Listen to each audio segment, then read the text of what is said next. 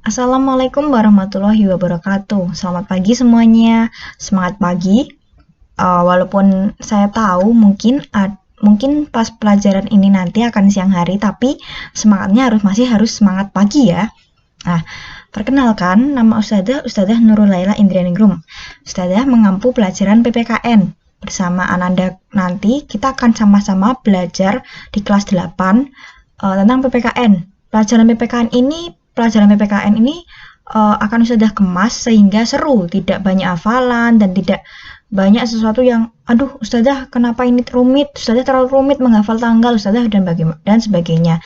Nah, di pelajaran PKN ustazah nanti kita akan belajar fun and games. Jadi kalian jangan sampai bosan untuk belajar ya. Nah, oh ya, tadi Ustazah sudah memperkenalkan diri. Nama Ustazah Nurul Laila Indrianingrum atau kalian bisa panggil Ustazah Ningrum. Nah, untuk PPKN di kelas 8, KKM yang Ustazah berikan untuk kelas 8 adalah 72. Nah, apa yang terjadi Ustazah jika misalnya KKM-nya tidak terpenuhi? Tentunya saja ada remedial, tapi tenang saja, eh, tidak akan terlalu susah untuk mendapatkan nilai 72 dari Ustazah. Nah, pada pelajaran pagi hari ini, Ustazah sudah menyiapkan beberapa materi untuk kalian. Kita akan sama-sama belajar dalam bab 1 yang yaitu adalah arti, fungsi, dan kedudukan Pancasila. Semoga kalian sama-sama bersama Ustazah dapat belajar bersama dan kita sama-sama dapat paham dan dapat mengetahui apa itu arti, kedudukan, dan fungsi dari Pancasila. Nah, setelah video ini selesai, nanti ada penjelasan video dari Ustazah. Silakan dicermati dan jika ada pertanyaan silakan komen di bawah. Maksud Ustazah komen di Google Classroom, jangan di YouTube ya, oke? Segitu saja dari Ustazah. Wassalamualaikum warahmatullahi wabarakatuh. Ya, baik. Ustazah akan langsung mulai saja. Kita akan mempelajari pada pertemuan kali ini kita akan mempelajari tentang memahami kedudukan dan fungsi Pancasila. Tentunya ini ada kaitannya dengan materi kelas 7 yang telah kalian pelajari pada tahun lalu tentang Pancasila sebagai dasar negara. Nah, sekarang kita akan belajar tentang memahami kedudukan dan fungsi dari Pancasila. Ini adalah profil saya. Tadi Ananda sudah dapat melihat wajah saya dan sekarang Ananda bisa melihat nama lengkap saya, umur saya, dan asal saya. Kemudian kenapa sih kita harus belajar PPKN? Sebagai warga negara yang baik tentunya kita harus belajar PPKN karena tujuan dari PPKN adalah membentuk warga negara yang baik. Nah, bagaimana cara membentuk warga negara yang baik? Salah satunya adalah warga negara yang sadar hukum, memiliki sifat bela negara, dan cinta tanah air. Nah, bagaimana memupuk nilai-nilai itu sedari kecil? Tentunya harus ada pemahaman materi terlebih dahulu, harus ada pemahaman wawasan terlebih dahulu terhadap keberagaman Indonesia, terhadap tata hukum Indonesia, terhadap pemerintahan Indonesia, dan sebagainya. Dan juga untuk memberikan pengetahuan umum karena sebagai warga negara Indonesia tentu sangat penting untuk mengetahui apa yang sedang terjadi di Indonesia dan bagaimana sistem-sistem yang pemerintahan yang ada di Indonesia. Selanjutnya untuk bab 1, kalian akan mempelajari tentang menjelaskan arti kedudukan dan fungsi Pancasila bagi bangsa dan negara Indonesia, mendeskripsikan makna Pancasila sebagai dasar negara dan pandangan hidup, dan menguraikan pentingnya kedudukan dan fungsi Pancasila dalam kehidupan bernegara. Ini nanti ada sekitar 4 pertemuan untuk materi dan 1 pertemuan untuk ulangan harian. Nah, pada hari ini kita akan belajar tentang arti kedudukan dan fungsi Pancasila, makna Pancasila sebagai dasar negara dan pandangan hidup, serta menyadari pentingnya kedudukan dan fungsi Pancasila dalam kehidupan bernegara. Nah, kita mulai arti dan kedudukan Pancasila. Ada beberapa arti dan fungsi Pancasila. Yang pertama, Pancasila sebagai perjanjian luhur, Pancasila sebagai kepribadian bangsa Indonesia, Pancasila sebagai sumber dari segala sumber hukum, Pancasila sebagai moral pembangunan, Pancasila sebagai jiwa bangsa, Pancasila sebagai cita-cita dan tujuan bangsa Indonesia, dan Pancasila sebagai salah satunya asas dalam kehidupan berbangsa dan bernegara. Kita akan mulai dengan Pancasila sebagai jiwa bangsa Indonesia. Ini dimaksudkan karena Pancasila sebagai jiwa bangsa Indonesia berarti setiap aktivitas, perbuatan, tindakan, serta pemikiran seluruh individu di Indonesia berdasarkan dan berpedoman kepada Pancasila. Maksudnya adalah setiap hal yang kita lakukan, tindak tanduk kita dalam melakukan sesuatu harus berdasarkan dan berpedomankan kepada Pancasila. Yang kedua, Pancasila sebagai kepribadian bangsa Indonesia. Pancasila sebagai pribadi bangsa Indonesia memiliki fungsi, yaitu sebagai hal yang memberikan corak khas bangsa Indonesia dan menjadi pembeda yang membedakan bangsa kita dengan bangsa lain. Salah satu hal yang mencolok dari bangsa Indonesia adalah karena kita juga termasuk bagian dari Asia Tenggara, warga Indonesia cenderung ramah terhadap foreigner atau orang asing, dan juga orang Indonesia memiliki nilai toleransi yang sangat tinggi di mata dunia. Nah, yang ketiga adalah Pancasila sebagai sumber dari segala sumber hukum. Pancasila sebagai sumber dari segala sumber hukum berfungsi sebagai sumber hukum yang mengatur segala hukum yang berlaku di Indonesia. Semua hukum harus tunduk dan bersumber dari Pancasila.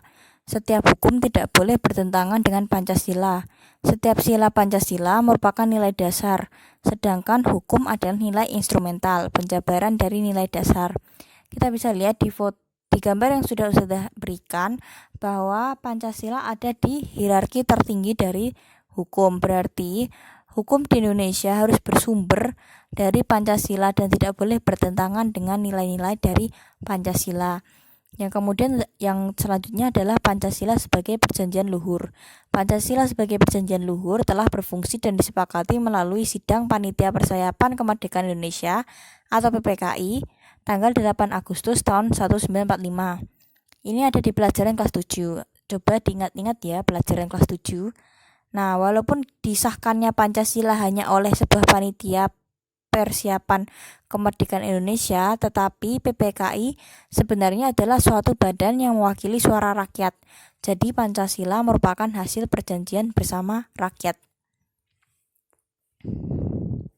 Yang selanjutnya adalah Pancasila sebagai cita-cita dan tujuan bangsa. Maksudnya adalah Pancasila sebagai cita-cita bangsa memiliki fungsi yaitu untuk menciptakan masyarakat yang adil dan makmur.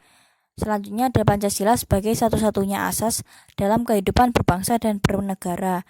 Maksudnya adalah Pancasila sebagai satu-satunya asas adalah sebagai konsekuensi ditetapkannya Pancasila oleh bangsa Indonesia sebagai dasar negara dan juga merupakan perwujudan melaksanakan Pancasila secara murni dan konsekuen. Nah, yang terakhir adalah Pancasila sebagai moral pembangunan. Pancasila dijadikan kerangka, acuan, tolok ukur, parameter, arah, dan tujuan dari pembangunan. Pembangunan yang dimaksudkan bukan pembangunan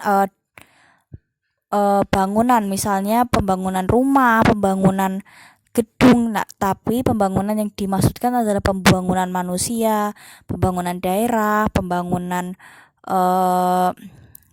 ekonomi, seperti itu.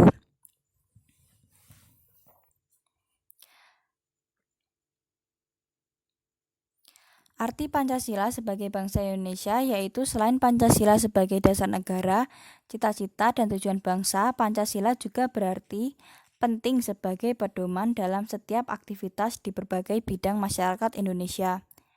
Karena di dalam Pancasila tersendiri terkandung nilai-nilai ketuhanan, kemanusiaan, persatuan, kerakyatan, serta keadilan. Yang kedua, makna Pancasila sebagai dasar negara dan pandangan hidup. Nah, anak-anakku, apakah kalian tahu ini gambar apa? Coba perhatikan, gambar apakah ini? Sebagian kalian menebak ini adalah gambar pondasi, dan itu sangat benar. Itu adalah gambar pondasi.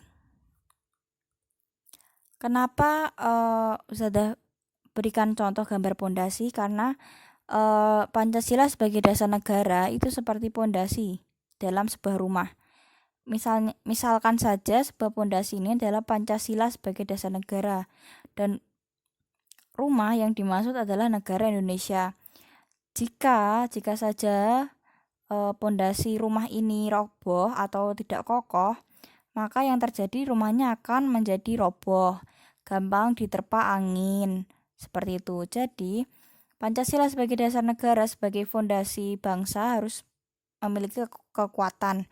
Nah, salah satu kekuatan salah satu hal yang menjadikan Pancasila kuat adalah menjadi dasar negara. Bukti Pancasila menjadi dasar negara ada dalam termaktub dalam pembukaan Undang-Undang Negara Republik Indonesia tahun 1945. Jadi ibarat pondasi rumah, Pancasila sebagai pondasi dan Indonesia sebagai rumah. Jadi semua negara itu haruslah memiliki dasar atau fondasi negara. Fondasi tersebut berupa ciri-ciri, cita-cita, acuan, dan tujuan yang akan dicapai suatu negara yang tentunya berbeda dari negara lain. Nah, seperti itu. Kedudukan Pancasila tersendiri termaktub sebagai dasar negara dalam pembukaan Undang-Undang Negara Republik Indonesia tahun 1945.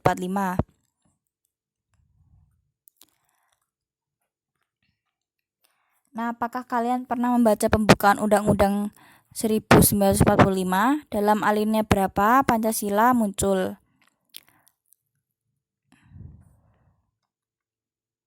Nah, jadi Pancasila muncul dalam alinea keempat dari pembukaan Undang-Undang Dasar 1945. Dalam pembukaan undang-undang ini, Pancasila terdapat rumusan Pancasila sebagai dasar negara.